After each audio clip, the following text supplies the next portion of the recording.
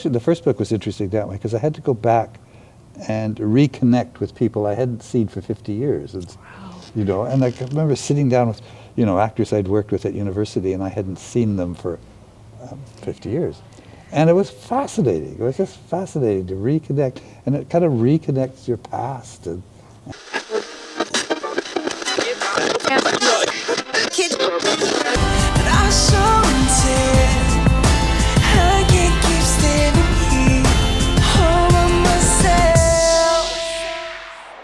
Joining me today at the Vancouver Rio Theatre in Vancouver is a Canadian acclaimed actor, director, teacher, and author, William B. Davis. He's here today to talk about his book on acting in life and his passion for water and snow skiing.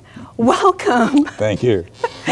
But also, you are also known for your role as the cigarette smoking man in the X-Files. Yes, that's what, in a sense, brought me to prominence, I suppose, but because we did that for a long time. Yeah, so let's talk about your book, and congratulations. Thank you. And what was the inspiration behind it? I've been working with acting since I was 11. That was my first professional performance as an actor.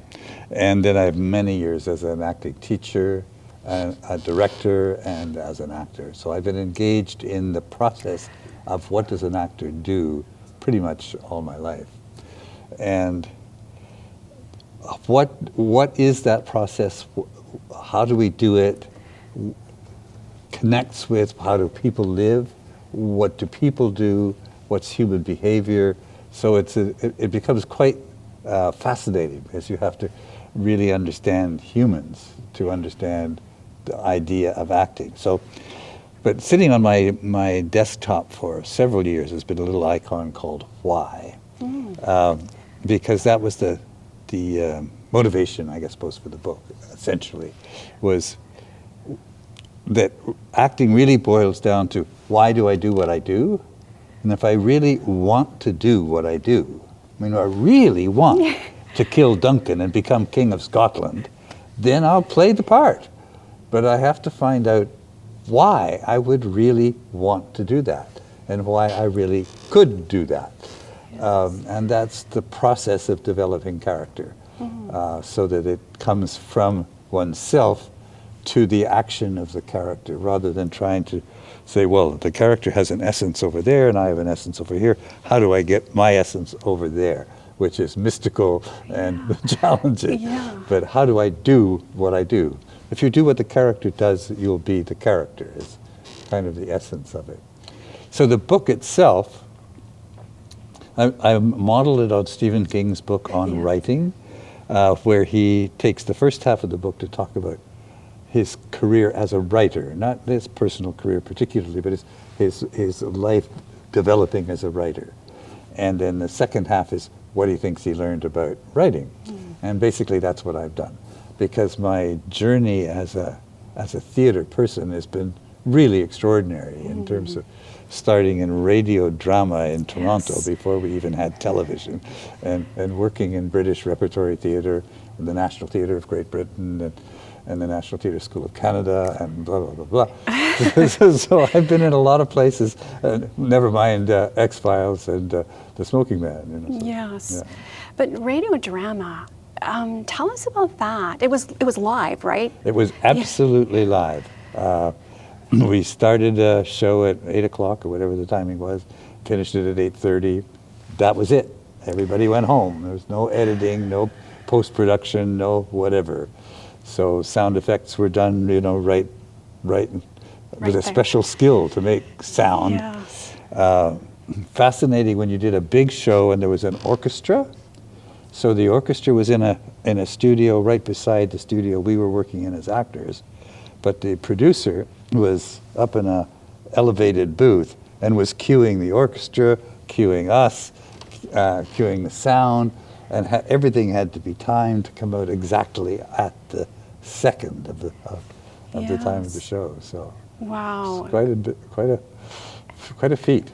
Quite, yes. I mean, doing it live, and now it's not live, right? No, you see, then I went back, part of my journey, I went back 25 years later. I was invited to be a producer-director of radio drama. And you would think with that background it would be pretty similar. Well, it wasn't similar at all. I mean, similar in that we had to make stories with sound and no pictures, but after that, it was completely different. It was like shooting a movie. You know, nowadays with radio drama, we would tape the sound, we would tape the actors, we would tape it in bits, we would do this scene, a little bit of that scene, maybe a line here, a line there, and then we'd weave that all together, and then in post-production, and then in post-production we'd lay in the sound, and we'd lay in the music, then we'd do a mix and put it all together. So yeah, it was a considerably more involved process. Wow.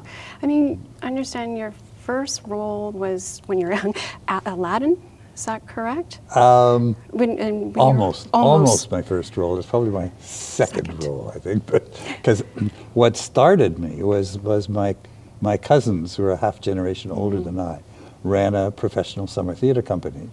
And before they went north for the season, they rehearsed in our basement.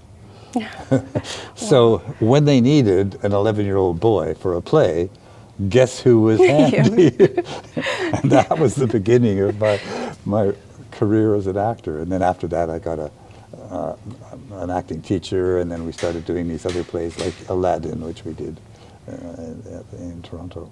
Yeah, so the book is part memoir and masterclass. And yeah, that's a good way to phrase it, actually. Yeah, so was acting your first love, or was it directing? No, acting was my first love. As a boy, as a teenager, as an adolescent. It wasn't until I got to university that I almost accidentally fell into directing, but directing then seemed to be a much more creative job. Acting seemed to be sort of like play, but directing seemed like real work. But that was because I didn't know what an actor did then. Subsequently, as a director, I wanted to find out, well, what does an actor really do? And that's when I went to acting school, into theater school in England, and started to learn what the craft was about as an actor, and realized that's a job too. So they're both, they're both creative, artistic jobs. Yes, and transferable too, right? Yes, yes. So you've learned a lot. And so your professional acting role, when was it? Was it 1949? I think, yes. So tell us about that. Well, this was my cousin's summer theater company. This was a play called Portrait in Black, and I don't know, I was 11. I think I was 11. Yeah, I would be 11 at 49. Yeah, and just seemed like a lot of fun to me. And I remember sitting backstage waiting for my entrance, and one of the older actors went by and saw me just sitting there reading a comic or whatever I was doing, waiting for my turn, and she said, "Oh, aren't you nervous?" And I said, "No." "Well, you should be," she said. So, by the time I went on, I was nervous because I wasn't nervous, but yes. But anyway, well, that was kind of how it started. And this was in this summer theater. It was in Port Carling and Gravenhurst towns north of Toronto. Relatively primitive conditions, but it was professional theater. There was very good actors worked in those companies. Yes, William, is there a difference between theater in Britain and Canada? Not idealistically, but there is practically, because there have been many more resources put into theater in Britain than there have ever been in Canada. Summer theater, what we call summer stock, was the closest thing we got to what was the British rep system. Because when I was there, almost every town in Britain, in the UK, had a professional theater company. Some of them were fairly low budget, and they would do a new play every week. Some of them were more expansive and would do a new play every month or two. Sometimes it was 2 weeks. But this was a place where actors went to work. You didn't go to do a play here, a play there. You went and joined the company for several months at a time. and you did a whole range of plays. When I went to Dundee Repertory Theatre, I directed, I think, 26 plays in 6 months. You know, I mean, how do you get that experience in Canada? You just can't. You know? No. And then, well, I like to talk about your role at Bishop's University. Okay. I think 72, I think, was when I first went to Bishop's. Bishop's is a small university in the Eastern Townships in Quebec. And when I went there for my interview, it was like, I mean, I love to snow ski, right? So here's this theater in this small town in the sunlight with 3 feet of snow everywhere. And it was just a winter wonderland. And I thought, and not only that, but the theater at Bishop's University is right in the middle of the campus.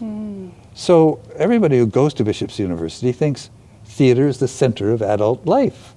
It attracts all this attention because it was built for the Canadian Centennial in 1967. Good theater too. So I went there initially to be part of setting up a drama department, and then they wanted to have a professional theater of some kind in the summer to use this facility. And so we started with some considerable effort, but we started this theater company called Festival Lennoxville, which was devoted to doing Canadian plays, not original Canadian plays, but second productions of Canadian plays, or trying in a sense to begin to find what the repertoire of Canadian theater might be. And we had some of the best directors and actors in the country come and work there. So yes, it's wonderful. It didn't last forever for various reasons, not one of which, of course, was the English-speaking audience was gradually leaving Montreal and moving to Toronto. But yeah, so what I love about, I read most of your book and the cars, and each scene you would be driving a Volkswagen Beetle, and I mean, it's like it's like a different, part of your journey, right? Exactly, and seeing through the lens. So. Yeah, I know. It became a sort of motif. I started, I'm riding a bicycle in the first, but then I'm riding this car, and then I'm riding that car. I don't know if all my cars. I don't think my 49 Mercury ever got in there. The 49 Mercury was the first car I shared with 4 undergraduate students. We bought it together when we were at university, and then later I had a Volkswagen Beetle. So the Mercury we gave to our summer theater company, and one day one of the ASMs was out on some job with the Mercury, and I'm in rehearsal, I'm directing a play, he comes back in, he can't stop laughing, and he hands me the gear shift. Like the gear shift had just come apart from the car. Oh my goodness. And he thought that was just the funniest thing that ever happened. I was less amused than he was, actually. Yes.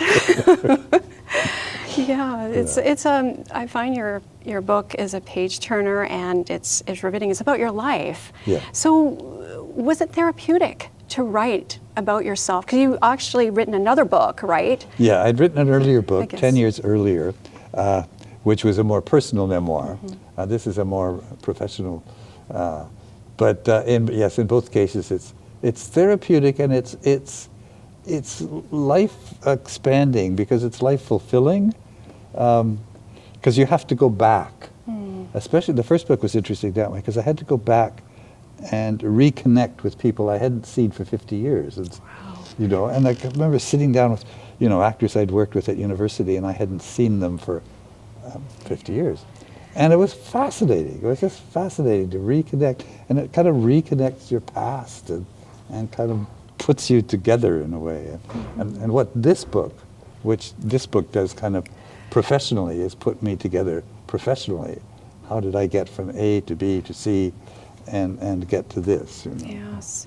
I mean, the book is for, for everyone really, if you want, like for actors who want to learn, how to mom no hands or but people who want to learn about their own journey, like they can get something from it. So to ask you, William, what do you want people to get from your book? Well, I mean, you're right, because there's a range of people who will find it interesting from different vantage points. Anyone interested in theatre in Canada my memoir journey is obviously interesting.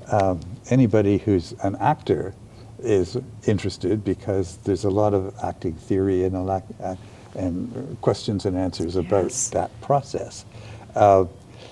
There's also, it does, as you say, it says quite a lot about people, how we function. And anybody, we all watch actors all the time.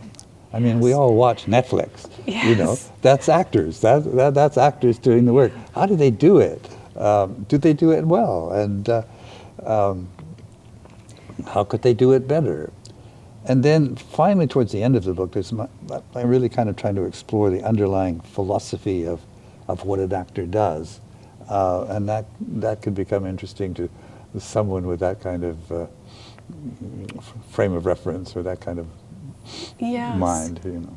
Yes, because you have a major in philosophy, right? Yeah. And you're talking about from like the chair. You can sit in a chair, but how relaxed you are. Like it gives you some helpful tips. Yeah, for sure. Yeah. So what's the feedback been like? I mean, it's coming out in May, right? May 3rd? Yeah, May 3rd is our official launch date. Nice. Yeah. But so far, what's the feedback been like? It's been great. I mean, we've only had one actual review, which was Yes. a rave, which was lovely, but we've had professionals advance read it. Chris Carter, David Duchovny, Nice. Brian Cox, and they've given wonderful endorsements of the book. So, you know, it's lovely to get that from Brian, who's the star of Succession, and is very, very well noted now. But he was my apprentice when I ran the Dundee Repertory Theatre, and he was 15 years old. Oh, wow. And we kind of encouraged him to become an actor, and look what happened. Yes, and it feels good, like you're a teacher, and it feels good that you are inspiring others. Yeah, for sure. Yeah, absolutely. So, is there a favorite part that you like in the book? A favorite part of the Yeah. book that I like? Maybe just because it intrigues me. It may be in the philosophy section of the book. But it all fascinates me, because obviously the story fascinates me, and the craft fascinates me. So it all challenges and interests me. It's wonderful. And William, you talk about the comparing an actor's life to what you love, which is water and snow skiing. Yeah. Well, the comparison was, I mean, I'm a skier. That's the second part of my life. The comparison with snow skiing is particular, because in snow ski racing, if there's 150 racers in a race, the skiers with the best points, who the most advanced, get the best starting positions. So they get to ski in the first seed of 1 to 15, or sometimes 1 to 30. Whereas if this is your first major race, you'll get number 150. Yes. And by the time you race, the course is all jammed up, it's bumped up, and there's no way, even if you were as good as those first seed skiers, that you could catch them, because the course won't allow that. So the best you can hope for is to improve your start number, so that next time you start 130, and then you start 110. And so the comparison is to actors, especially in Vancouver, it's important, I think, because we do so much what we call day playing, where you're cast to do a smallish role for a day. And that's the hardest thing to do. It's a lot easier to do a major role where you shoot every day and you're a normal character, but to be real and true and natural in a small scene is much more difficult. So you hope to do those as well as you can, so that you get a bigger part next time, gradually a bigger part next time, and eventually you become a series regular. It's a process, isn't it? Like, it's like honing your craft as a professional actor, director. You keep striving. Yeah, absolutely. And learning from the experts. Absolutely. In your book. Yeah. So I want to talk about your avid skier. Tell us, do you do it every day or when you can? I mean, you do water skiing and snow skiing. So. Well, I mean, I'm jealous of in some ways of the, because I thought when I got older, you know, the competition would get easier. Oh. But what happened was all my competitors, they retired, and they retired to Whistler. They ski every day. I ski, if I'm lucky, 35 days a year, or 30 days a year. So I've always had to balance it with my professional life, and I've often wondered about what it would have been like if I'd ever even just taken 1 year of my life to be a ski bum or whatever. And I just have never done that.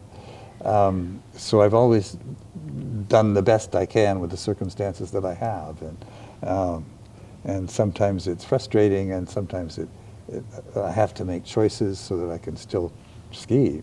Yes. And water skiing, don't talk to me about water skiing. I'm part owner of a water ski lake, but guess where it is? It's in Blaine, Washington. Oh. Guess what's between us and Blaine, Washington? It's called a border. Yeah. And guess what? Oh. That border was closed for 2 2 years, or almost, you know. So it's been very difficult to get there and actually ski. So it's open now. Finally, my boat's going to go down this weekend, and I'll see if at my age I still have anything to contribute to water skiing. But I'll get up on the skis and see what happens. Yeah. What's next for you? We're working on a production of No Man's Land by Harold Pinter, which we'll do in Vancouver next fall, which is a huge challenge. They say old people can't learn lines. Well, we'll see. There's a lot of lines on this one. So there's that. We think that, because season 2 of Upload, which I have a significant role in, is playing now. And I understand we're going to shoot season 3 this summer. It's not set yet. And then there's a series called The Midnight Club, which hasn't come out yet. It's a Netflix series. And I have a small role in this first season, but the whole assumption is that, assuming Netflix picks it up, is that it'll become a major part of the story in season 2. Will. Yeah. It will, like the cigarette smoking man, right? It just kept going. Sometimes it does. Doesn't always, but sometimes it does. Yes. Yeah. And, you know, William, thank you so much for being a guest on the show. And people want more information, where can they go? They can go to williambdavis.com, Awesome. which is my website. Yeah. Yes, congratulations on your book on Thank you. acting and life. Thank you so much. Thank you. Pleasure to be here.